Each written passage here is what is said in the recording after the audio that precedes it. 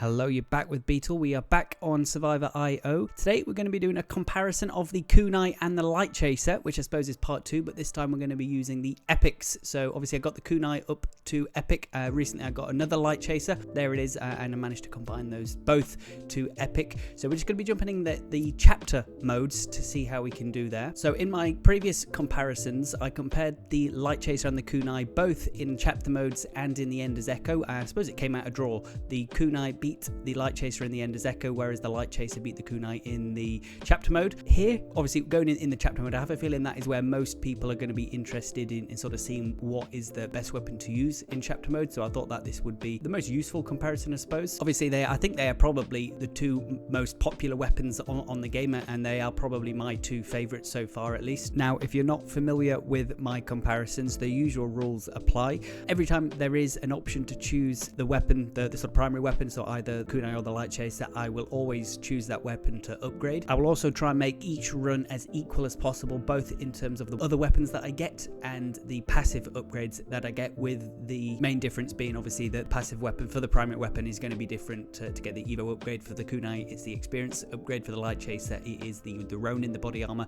so that will be different. Everything else I do try to get as even as possible, even in the timings that I get them. Obviously I try and get the Evo upgrade, especially of the Kunai and the Lightchaser, at the same time, just to try and make things as fair as possible, so we get a really good comparison at the end to see which gets the most kills compared to each other, and obviously across the other weapons as well. So just to focus on what is actually happening in the game now, don't adjust your screens. I have just sped the gameplay up slightly just so it isn't coming up to an hour long, just try and make it as efficient as possible. I've noticed in these sort of full 360 chapters, it's so slow to start with. It's really hard to sort of level up. That's where I actually think getting the experience upgrade, as you need that for the passive upgrade with the Kunai, actually helps. Just because there aren't that many enemies on the screen for the first couple of minutes, it's quite hard to actually level up. You know, I'm only actually level 10, coming up to 11, near the 4-minute mark in the sort of closed square chapters, where the enemies are sort of have to be right around you. You can collect a lot of gems a lot quicker and level up much quicker, but there we have it as well. So the Kunai probably is actually my favorite weapon in the game. It's just really easy to use. You sort of look like a ninja, but you don't need the training. It's just the sort of Kunais are thrown directly at the enemies. I do really like having it. It makes it a bit more enjoyable to play for me. I think you're not having to sort of worry about, although saying that the Lightchaser isn't too far off. It's just a bit more enjoyable than the revolver and the shotgun, I suppose, but it's more down to preference than anything. But there we go. So just coming up to the 5-minute boss now. Kunai so far is doing pretty well. It's hard to really judge, although I have noticed that the chapters are actually starting to get quite hard.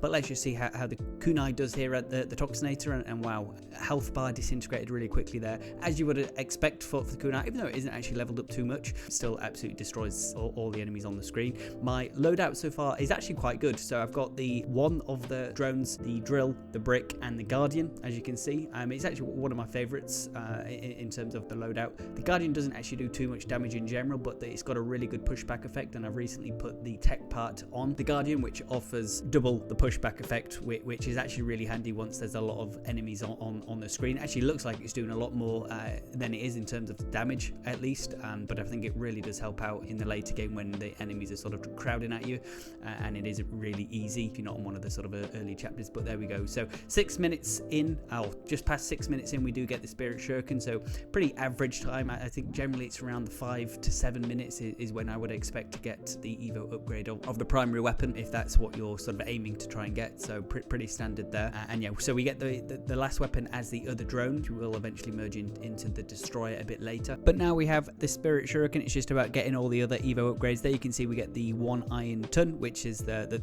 next Evo upgrade beyond that. We sort of skip ahead. There we just kill an elite, get the Destroyer, and we're just sort of moving forward relatively quickly now. It's just a case of getting through the rest of the game. And here we have the 10-minute boss, the Sapper Worm, not Beta. It was another name, I wasn't too sure, but again, goes down really quickly, and we're just sort of speeding through the game as quick as we can. It's interesting though that depending on the loadout that you have, depends on what weapons do more damage, I suppose. So the Destroyer is sort of known as one of the best, but I sort of have a feeling that the sort of loadout that I have, that does include the Spirit Shuriken, limits the damage that the Destroyer can do.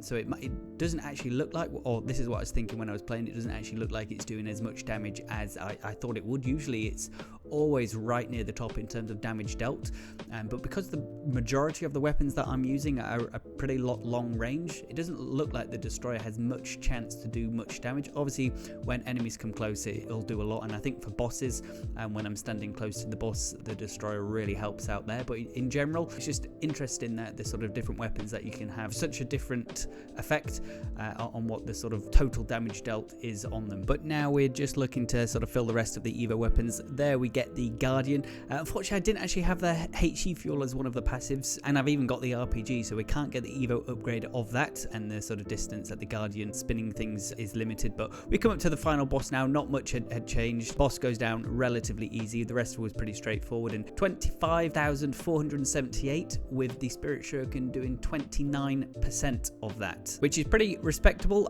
Interestingly, the Whistling Arrow was at 27% of that, and the Wanton Iron was at 33%, doing the most. RPG wasn't upgraded, so that was still at 5%. The Destroyer was only 6%, which I thought it might be, and the Defender obviously 1%, wasn't really doing too much damage but was doing the pushback. But now we have jumped straight back into chapter 16. We've upgraded the Lightchaser to level 57, same as what the Kunai was, and we're just starting this run trying to get all the same weapons, all the same passive upgrades, just to make things as fair as possible, just to sort of see which comes out on top at the end. So I think this was probably my third or fourth run, just to try and make things as accurate as possible. Obviously none are going to be perfect, but this was the best. So this was actually the first time I had to differ from what I did in the first run. I had to get the sports shoes, just a bit of an unlucky upgrade choice. There wasn't much I could do. It plays a very minimal impact in terms of the actual end outcome, but it is what it is. But there we get in the Lightchaser actually to level 4, which is pretty strong. So we got the Evo upgrade of the Kunai at the 6-minute mark, so we are pretty much on track in getting that.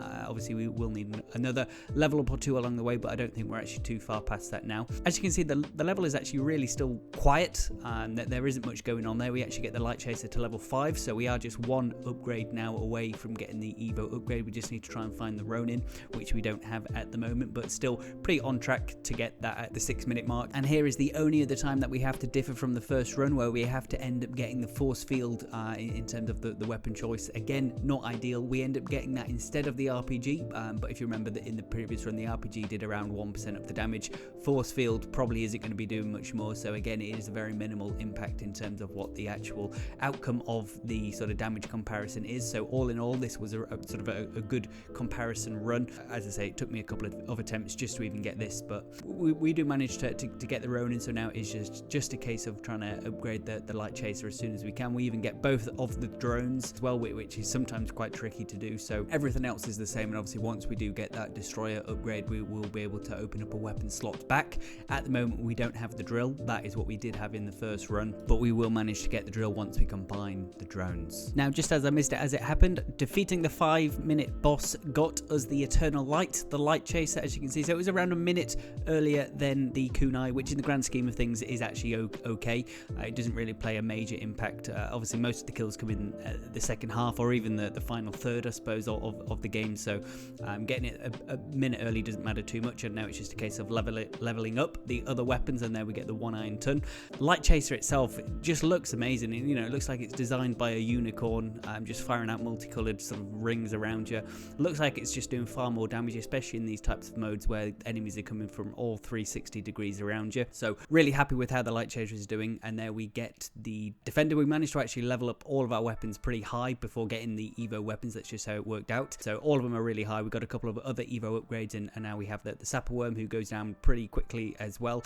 Get on the Lucky Train, and we're just sort of leveling up the rest of the other weapons. And as we just skip forward a bit slightly, just to speed along, we do get the Destroyer again. I think we got it in the Lucky Train in the last run at a pretty similar time. So there we have it. And now we have opened that weapon slot back up for us to get the drill, which we got off screen, as I've just jumped ahead again, just so we can have a look right towards the sort of last 30 or 40 seconds what the sort of damage looks like as all the enemies are sort of encroaching on us. Here you can see why I think that the Lightchaser probably should be better, just because you're sort of spinning all those key blasts sort of 360 degrees all the way around you, and it just looks like you should be doing more damage. It certainly felt like at the time I was getting more damage in, but here we come into the final boss, the Raging Bull. Pick up a magnet just to get the last few upgrades, and the boss goes down relatively quickly. Pretty similar time to the Kunai, I suppose, as well. And let's just look at the final kill count here at 23,230, with the Eternal Light doing 31 21%, which actually is pretty good. And interestingly, the 1 to 9 does the most damage in both of the runs. But let's look at the comparison now, the moment we've all been waiting for. So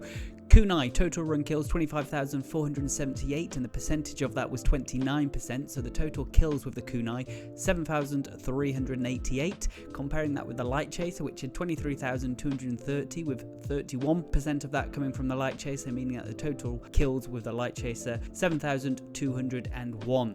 How close can you get? Especially with the end level actually making sense, at least this time. Slightly less kills with the Lightchaser, finishes 1 level down, which just makes sense. But realistically, this is pretty much a tie. Obviously, it does go to the Kunai, having a higher total run kill count, but it was a slightly less percentage. But total kills was, you know, just 180 higher with the Kunai. But across such a large amount of kills, it is pretty much a draw. So we're going to have to go for another comparison in a future video. But really interesting that the Kunai actually did come out on top compared to the Lightchaser, whereas in my previous video in a chapter mode, the Kunai easily lost. I think it would still beat the Lightchaser in the end as Echo. So the Kunai here proving itself can keep up with the absolute best. Whether or not that's just because of the chapter that I'm in, maybe higher chapters are different, but at least here, the Kunai is obviously a strong enough weapon to get you through these chapter modes. If you have enjoyed the video, please do like and subscribe. These do take me a bit of time to put together, so all the help is appreciated, and I'll catch you all in the next one. Cheers.